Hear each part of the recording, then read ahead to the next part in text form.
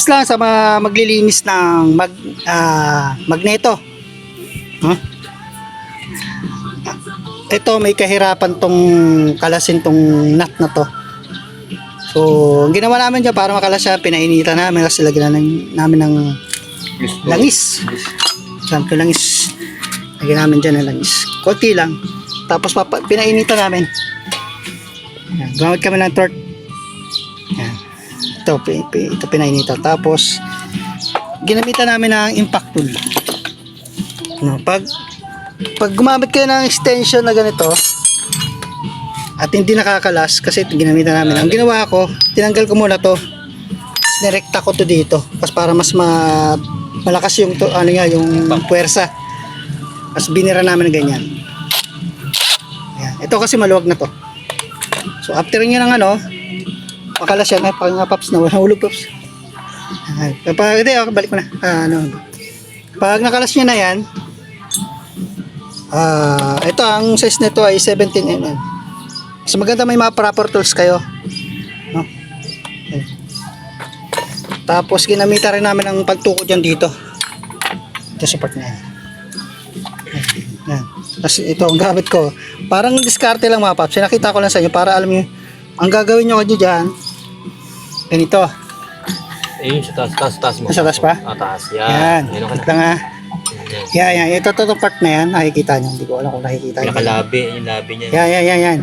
Tutukod nyo dyan. Gamit kayo ng T-wrench na basta kung ano yung pwedeng bakal. Tutukod nyo dyan habang niluluwag. Di baba mo paps. Baba mo. Yan. Sige, teka lang. Yan. Taas muna paps yung kamay mo. Teka lang. I-straight mo. Yan. Teka lang. Inayos ko lang para maintindihan nyo yung diskarte. Para kahit pa paano makatulong sa inyo pag magkakalas kayo ng magneto. Baba. Up, wait lang. Ibaba yan. Yan, ganyan. Yun. Yan, ganito. Tama, paps yan. Tinukura namin dyan sa part na yan. Yan yung diskarte. Habang niluluwagan nyo, ginagamitan ninyo ng impact tool. Yan. Pag nakalas nyo na yung pinakanat, gagamitan nyo lang special tools, puller ng magneto. So gagawin nyo naman dito, wag yung bibirahin ng luwagan mo mga paps. Hindi, sige, luwagan mo pa. Okay, so ang niyan, ang pasikip nyan, ang thread nyan, ang pa-thread nito pa ganyan. Wag yung pipilitin pag tinred nyo at matigas na agad yung maigpit na. Huwag yung pipilitin niyo. Dapat na pre-wheel lang kamay na ihigpitan nyo. Okay? Iba kasi nalolostredan ng ganito kasi pinipilit pa nila. Kailangan pag pinasok nyo tong puller, yan, pinasok nyo dyan, dapat siya, smooth siya. Pag pre-wheel yung thread para maiwasan yung lost thread. Yan. Kamay mo, gamitan nyo lang ang kamay. Tapos pag mahigpit na, nakakapit na yung thread ng puller, ito na makabila. Kasi nga bibirahin.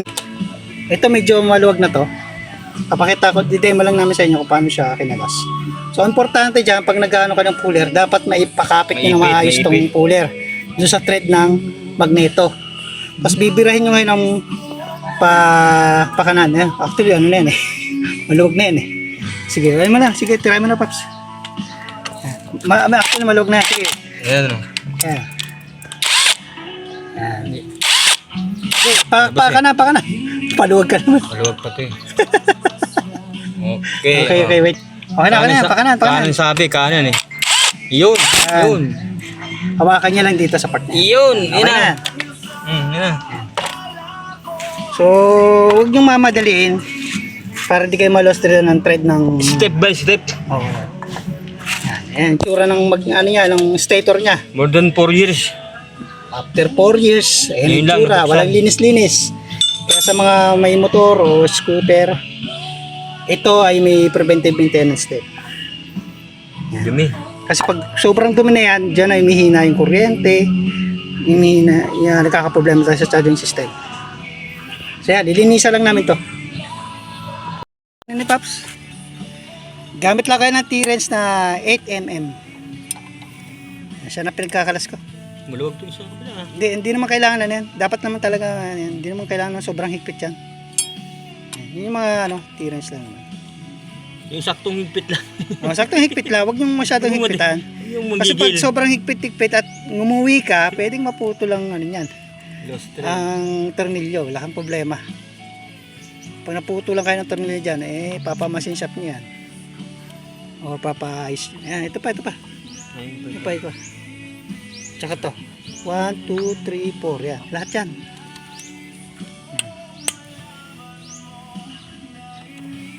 Ayan na.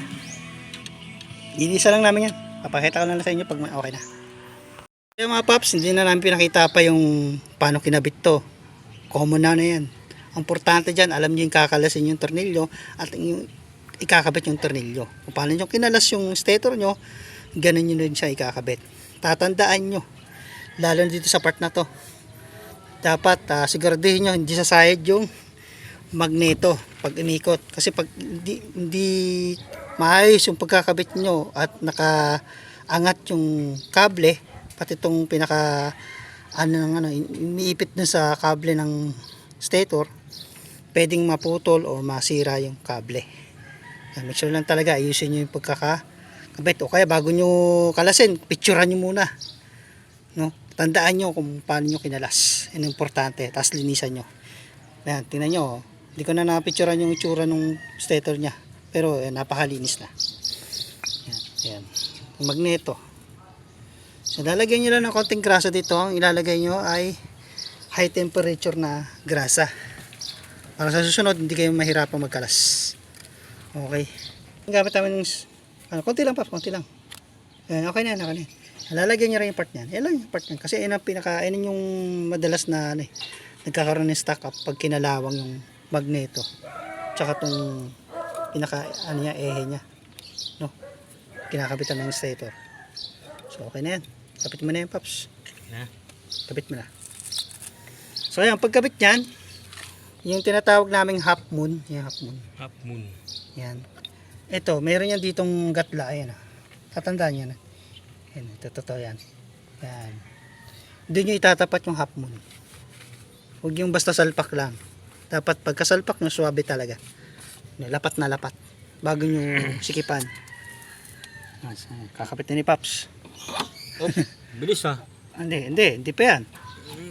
Ano yan? Check mo, Paps, yung pinaka-half moon niya. Dapat doon.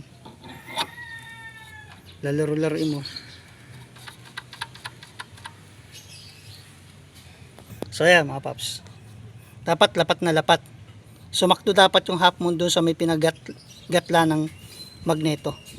Okay? Huwag yung masyadong percent. Ito na may papasok naman to ng kusa pag maayos ang pagkakabit nyo. Okay? Tsaka sa pang tips, linisin nyo rin tong pinaka marking na yan. Diyan kasi tumatama yung pulser. Kasi kinakalawang, pag puro kalawang na yan, humihina rin yung bato ng kuryente. Kaya mas maganda nililinis yung magneto, tsaka stator, tsaka pulser. Yan, kakabit na ni Paps. Kabit mo na, Paps. Okay na. Yung nut, kakabit na namin yung nut. Nakabit nyo na yung magneto, nut naman ngayon. Lagyan mo ng konting grasa, Paps. Konting-konti lang. Hindi, masyadong marami yan. Konti lang. Malagyan na siya ng konting grasa. Konti lang. Lagyan natin dito ng konti lang din naman. Basta ang lalagyan nyo sa mga ganitong parts kasi may init yan. High temperature na grasa. Huwag naman masyadong maraming grasa. At kakalat lang yan. Wala. Ano yan, yan. Pakanan ng ano yan. Ayan. Paikpit niya is pakanan. Ang paluwag niya, pakaliwa. Okay. So, ayan. So, dito, Paps. Alalahin mo dito, Paps, ha? Tapos, bibirahin mo ng nasa may ating ano? Jete. Wait lang. Kailangan nyo ng 17 mm. Ayan. Pasikip, Paps.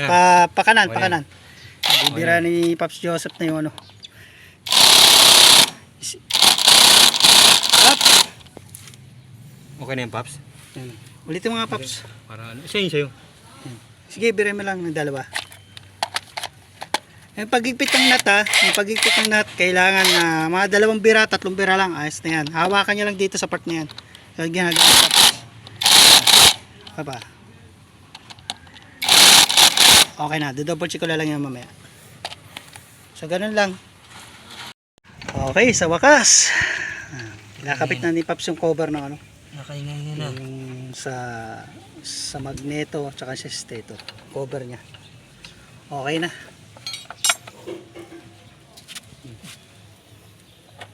Ito eh.